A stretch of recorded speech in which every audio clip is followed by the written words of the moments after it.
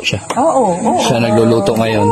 Ako, tagal na ako naman. Kung kung tatanungin bakit ako'y napapunta dito sa grupong ito. Kasi nung ako'y sa YouTube pa lang, sabi ko, meron palang taga Batangas, si Joy Macaraig. Akala ko ito si Rochelle Agulto ay taga Batangas din. Una kong ni-reach out ay si Joy Macaraig. Inano ko siya sa Facebook. Then nagpa-confirm ako sa kanya at saka si Tita tapos Camila. Kilala kong hindi ka Rochelle. Yun. Ngayon nga, nasa dila ko na yun eh. Isasabihin, inihintay ko lang si nagkataon na yung kakilala niya, kakilala ko.